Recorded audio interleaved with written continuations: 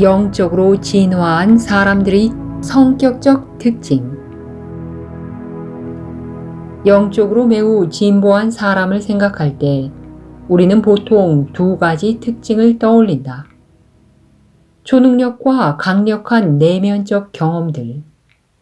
우리는 병자를 치유하거나 다른 사람의 마음을 읽거나 공중부양이라도 하는 사람 아니면 황홀한 비전이나 신비로운 무아지경의 상태로 쉽게 빠져들어가는 사람들을 성자로 생각하는 경향이 있다.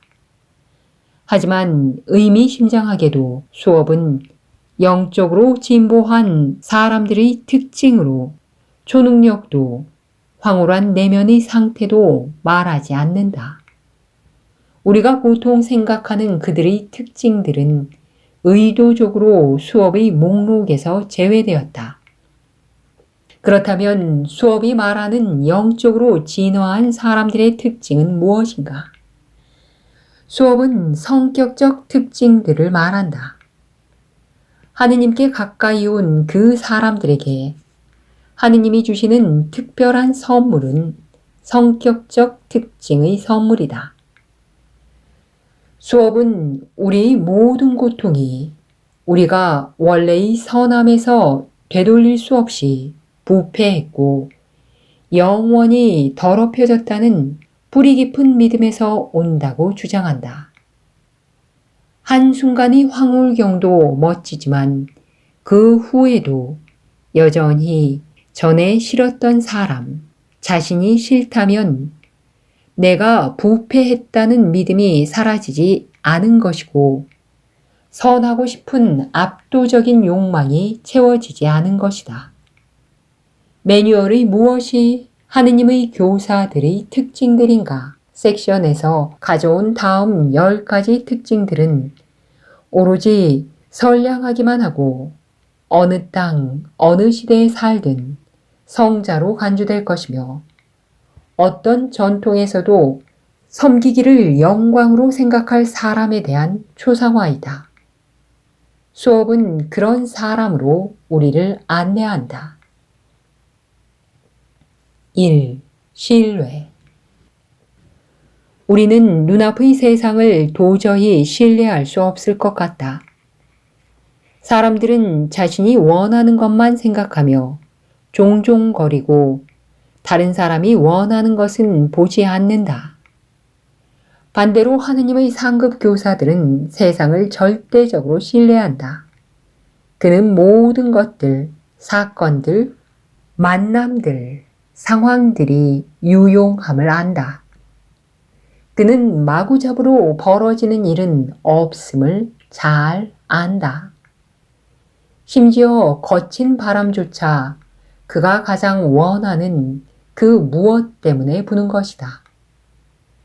적대적인 겉모습에도 불구하고 보이지 않는 힘이 세상을 지배하고 그 힘이 우리와 사랑에 빠져 있다고 믿기 때문이다. 그러므로 그가 억지로 흐름을 바꿀 필요가 없다. 그는 물론 행동한다. 왼쪽으로 가는 대신 오른쪽으로 가겠다고 결정하고 이것 대신 저것을 하겠다고 결정한다. 하지만 그런 그의 행동은 그 보이지 않는 힘의 흐름을 따른다. 그러므로 그 힘이 하라고 하면 그는 정원을 조성할 것이다. 일단 조성하고 나면 그는 분명 모든 사람을 그곳에 초대할 것이다. 그는 모든 사람을 신뢰하기 때문이다. 2. 정직. 하느님의 상급 교사는 세상을 무조건 신뢰하기 때문에 완전히 정직해도 된다. 그는 자신에 대한 틀린 이미지를 보호하는 일 따위는 하지 않기 때문에 뒤따를 일도 두려워하지 않는다. 그는 자신이 아닌 그 무엇이 되려고 하지 않는다. 사실 그의 정직은 자기 정직성에 뿌리를 둔다.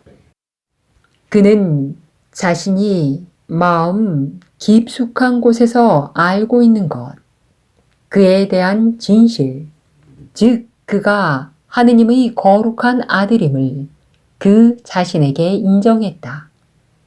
그런 내면의 정직성을 기반으로 그는 정직에 대한 일반적인 생각들을 훨씬 초월하는 정직성을 외부적으로도 증명할 수 있다. 그는 말만이 아니라 행동도 정직하다. 그는 자신이 하는 말대로 한다. 자신이 한 말을 지킨다. 가르침 따로, 생각과 행동 따로가 아니다.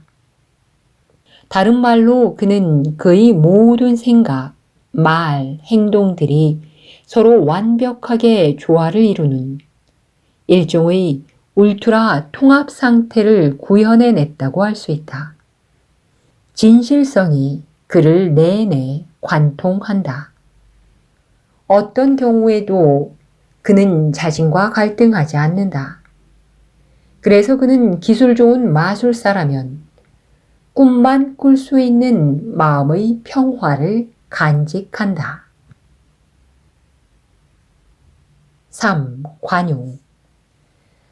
하느님의 상급 교사들은 그런 우리가 보지 못하는 것을 본다. 무엇을 받아들이고 무엇을 뺄지에 대한 판단을 통해 세상을 끊임없이 관리하는 과정이 감정적으로 너무 무거운 희생이라는 것을 말이다. 우선 첫째로 그 과정으로 우리는 매우 좁은 범위만 받아들이게 된다. 우리는 모든 것이 옳아야 하고 그렇지 못하면 마음의 평화를 잃게 된다고 생각한다. 둘째, 그 과정은 우리를 아주 옳은 사람만 견딜 수 있는 거부자, 배타적인 사람으로 만든다. 그 결과 우리 자신과의 관계도 틀어지게 된다. 우리 땅에 접근 불가 말뚝을 박으며 우리가 인상을 쓰는 이유는 사실 마음속으로 우리 자신에게 인상을 쓰고 있기 때문이다. 하느님의 교사는 그런 희생을 치르고 싶지 않다. 그러므로 판단을 저버린다. 그는 유쾌하고 불쾌한 상황 혹은 좋고 싫은 사람의 구분을 거부한다. 물론 마음속에서 받는 안내에 따라 결정을 내린다. 하지만 그의 마음속에서는 다 좋고 모든 사람이 환영받는다. 판단하지 않으면 모든 것을 똑같이 받아들인다. 판단하지 않으면 모든 사람이 형제이다. 이것이 그가 세상을 보는 방식이다. 그는 대양처럼 넓은 관용을 발견했고 따라서 대양만큼 깊은 그의 평화는 흔들림이 없다. 4. 온유함. 우리는 온유할 여유가 있을까? 아무도 듣지 않는 말을 공손하게 전달하였다가 결국에는 책상을 두드리면서 소리를 지르게 되는 경험을 다들 한 번쯤 해보았을 것이다. 세상이 너무나 확고하게 세상만의 방식에 빠져 있기에 그 부당함을 비난하는 것이 바퀴를 그 부당함의 수렁에서 빼내는 유일한 힘이 되기도 한다. 그 바퀴들에게 방향을 바꾸라고 부드럽게 말했다가는 바퀴에 깔리기만 할 가능성이 농후하다. 그 경우 마음이 온유한 자들이 땅을 차지하게 될 수도 있겠지만 그 전에 먼저 부활부터 해야 할 것이다. 하지만 상급 교사는 그런 전체 그림을 완전히 거꾸로 본다. 그는 거친 기술들이 사실은 진짜 변화를 부르기에는 너무 약하다고 생각한다. 그의 눈의 온화함은 우리가 찾을 수 있는 가장 강력한 힘이고 그는 그 증거들을 거의 매일 본다. 그는 다른 어떤 것으로도 열리지 않았던 사람의 마음이 부드러운 손길 하나로 열릴 수 있고 부드러운 말 한마디가 그 어떤 고성보다 더 효과적일 수 있음을 본다. 그는 경험으로 온유함의 힘이 곧 사랑의 힘이고 그것이 정말로 하느님의 힘임을 배웠다. 그러므로 온유함은 그저 상냥한 행동이 아니다. 온유함은 하느님의 본성을 비추고 따라서 하느님의 무한한 힘을 두드리는 마음 상태에 있다. 그 때문에 진실한 온유함이 기적을 부른다고들 말하는 것이다. 그리고 그 때문에 온유한 자들이 땅을 차지하게 되는 것이다. 수업에 따르면 그들은 강하기 때문에 말 그대로 이 땅을 차지하게 될 것이다. 5. 기쁨. 수업의 교사는 기쁨을 특정 사건에만 국한된 반응으로 보지 않는다. 그에게 기쁨은 눈에 보이는 칙칙한 모습 뒤에 놓여있는 빛나는 실제, 그 실제의 본성에 대한 반응이다. 그에게 기쁨은 그가 어디를 가든 같이 가며 친절하게 보살피는 끝없이 관대한 하느님에게 네, 그렇게 해주십시오 라고 말하는 것이다. 그러므로 그의 기쁨은 그 근거가 무한하다. 그러므로 조심한답시고 혹은 균형 감각을 찾는답시고 그런 기쁨을 축소할 필요는 없다. 게다가 실제의 본성에 기반한 기쁨은 절대 몽상일 수 없다. 완벽하게 온전하고 합리적인 것이다. 그리고 그의 기쁨은 결코 변하지 않는 것에 기반하기 때문에 순간적인 감정도 아니다. 오히려 그의 기쁨은 그의 성격의 기본적인 특징이 되었다. 그는 아무리 어둡고 위협적으로 보이는 상황이라도 직시하고 하느님에게 진심을 다해 다음과 같이 말할 수 있다. 저는 안전합니다. 끝없는 기쁨 속에서 고요하고 평안합니다. 왜냐하면 이것이 당신의 뜻이기 때문입니다. 6. 무방어. 이 세상에서의 삶은 막대한 방어를 요하는 것 같다. 우리는 병을 예방할 약을 구한다. 추위로부터 자신을 보호하기 위해 외투를 산다. 햇빛과 비를 막기 위해 집을 짓는다. 미래에 있을지도 모르는 위협에 대항해 끝도 없는 계획을 짠다. 심지어 방어운전이라는 말도 있다. 모든 것을 고려하다 보면 개인적 방어 예산이 수입의 상당 부분을 차지한다. 인간 관계에서 나오는 많은 위협들도 있다. 사람들이 나에게 동의하지 않으면, 나의 품위를 상하게 하면, 내 능력에 대해 문제 삼는다면, 혹은 내 성격을 비난한다면 우리는 어떻게 하나? 우리는 방어적이 된다. 사람들이 우리에게 그런 꼬리표들을 붙이는 일을 우리는 있는 힘을 다해 막을 것이다. 기적 수업의 진정한 상급 교사는 그런 방어의 필요성을 느끼지 않는다. 그는 방어가 위험을 근절한다고 보지 않고 방어 자체가 위험이라고 본다. 모든 방어는 충격적인 메시지를 포함하고 있기 때문이다.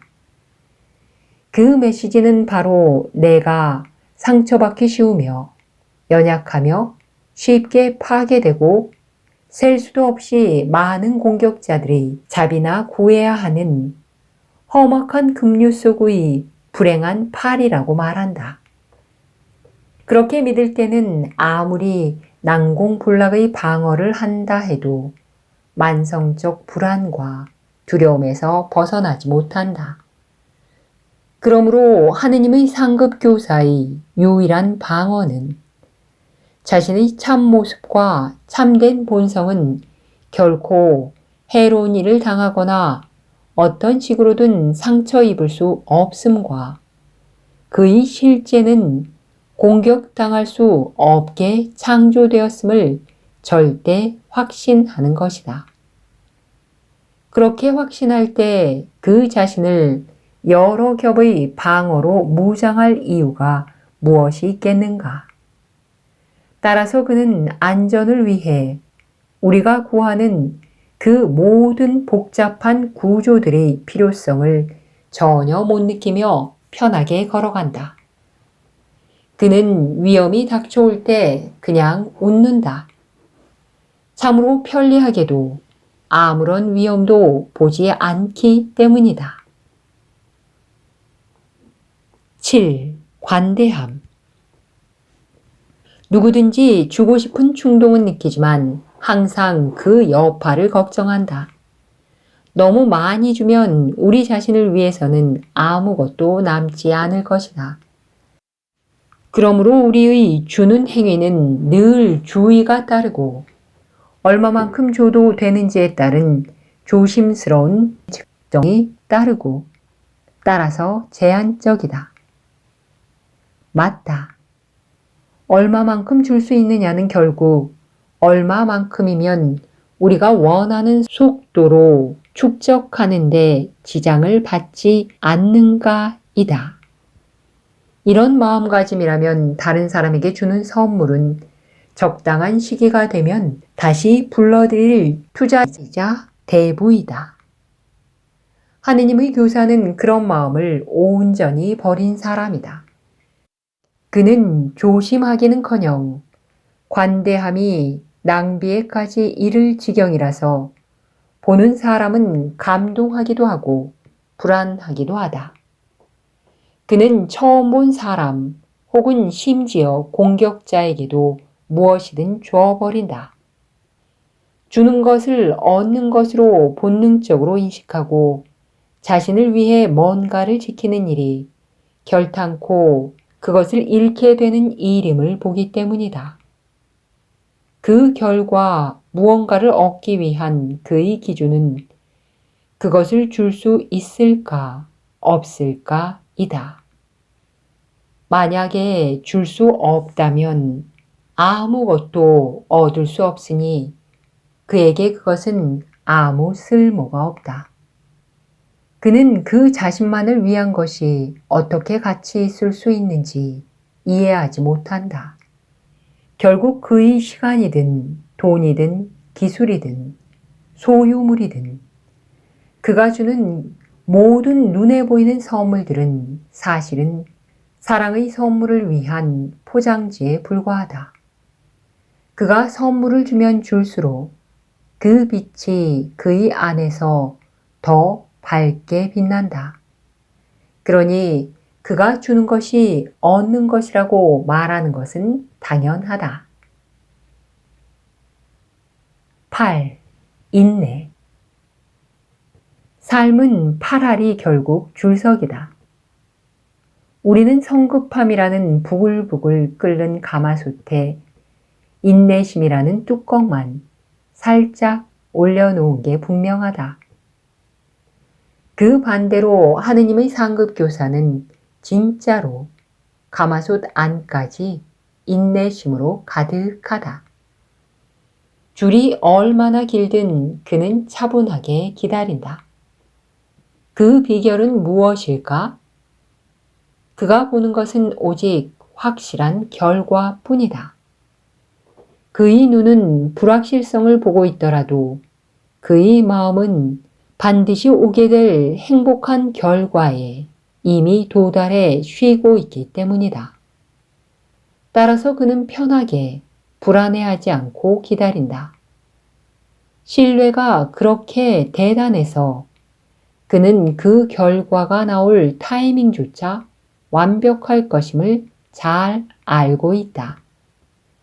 그의 인내심은 그러니까 하느님의 상급교사의 첫 번째 성격적 특징인 신뢰에 의지한다. 그리고 그 신뢰는 그가 오기를 기다리는 사람들에게도 흥미로운 효과를 부른다. 그들은 실제로 더 빨리 움직인다. 그의 인내심이 그들에게 다음과 같은 메시지를 보내기 때문이다. 나는 당신을 완전히 신뢰하기 때문에 아무 불안 없이 기꺼이 기다리고 있습니다. 그런 사랑 가득한 메시지가 그들의 마음을 부드럽게 하고 동기를 불러일으킨다. 그의 사랑의 힘이 완강하게 버티고 있던 사람들로 하여금 앞으로 움직이게 한다. 수업의 다음과 같은 말이 맞는지도 모른다. 이제 너는 오직 무한한 인내만이 즉각적인 효과를 부름을 배워야 한다. 9. 충실성. 우리는 대부분 어떤 고귀한 이상들을 굳게 믿고 따르려고 한다. 어쩌면 원하는 대로 매 순간 그렇게 할 수도 있다. 하지만 우리는 많은 공을 한꺼번에 저글링해야 하고 그 공들 중에 도끼와 체인톱 공을 던지는 동안 그 고귀한 이상들의 공을 떨어뜨리기도 한다. 물론 다 그런 것은 아니다. 예를 들어 영적 경향이 강한 사람이라면 문제를 다루면서도 언제나 하느님에게로 눈을 돌릴 것이다. 하지만 하느님에게 해결해 달라면서도 문제에 따라서는 그가 잘못된 방식으로 해결할 문제도 있다고 믿고 있을지도 모른다. 그래서 그 특정 문제는 혼자서만 갖고 있기로 결정한다. 숨기는 것 하나 없이 내 인생 전체를 그분에게 준다면 그분이 내 인생을 갖고 어떤 기이하고 과격한 행동을 할지 누가 알겠는가? 실습 중 하나에서 수업은 우리에게 스스로 해결하려고 치유하지 않고 간직했던 것들을 모두 생각해보자 라고 말한다. 수업은 우리가 상당수 발견할 것으로 본다. 우리가 아직은 더 높은 확신에 완전히 충실하지 못하다는 것을 알기 때문이다. 수업은 그것이 우리와 하느님의 상급교사들 사이의 유일한 다른 점이라고 말한다. 하느님의 상급교사는 하느님에게 전적으로 충실하다. 위의 실습을 한다면 그는 아무것도 발견하지 못할 것이다. 그는 그의 모든 분함을 예외 없이 용서의 치유 능력으로 보낸다. 모든 문제를 하나도 남김없이 성령의 손으로 보낸다. 그 때문에 우리는 그를 우러러 본다. 그는 실제로 그의 높은 이상들을 완수했다. 그는 우리가 여전히 배우고 있는 가치를 따질 수 없이 소중한 가르침들을 이미 다 배웠기 때문이다. 다른 말로 그는 일부가 아니라 전부 모든 것을 바르게 두기 위해 하느님의 말씀을 신뢰할 수 있기 때문이다. 10. 열린 마음. 열린 마음을 우리는 아마도 덕성으로 간주할 것이다. 새로운 아이디어나 견해에 열려있는 것을 우리는 좋게 본다. 그리고 전체 그림을 보지 못할 수도 있음을 인정하는 사람들을 존경한다. 하지만 우리는 어디까지 열린 마음일 수 있을까? 살면서 세상에 부여한 의미들을 모두 떠나보낼 수 있을 정도로 열린 마음일 수 있을까? 하느님의 상급 교사들은 그럴 수 있다. 그들은 바깥 세상을 통제하려는 시도를 단념했을 뿐 아니라 그보다 더 깊은 통제, 즉 그들이 세상에서 보는 의미들에 대한 통제도 포기했다. 그 결과 그들은 그들이 아는 세상을 떠나 완전히 열린 마음의 중간지대로 걸어 들어갔다. 그들은 그곳에서 그리 오래 머무르지 않을 것이다. 그들은 진리 안에서 세상을 버렸고 그 세상이 새로움과 기쁨 안에서 너무 눈부시게 아름다워 그런 변화는 결코 상상도 못했을 세상으로 회복되게 하였다. 이제 아무것도 이전 같지 않다. 예전에 따분하고 생기 없어 보였던 것이 이제 반짝반짝 빛나기만 한다.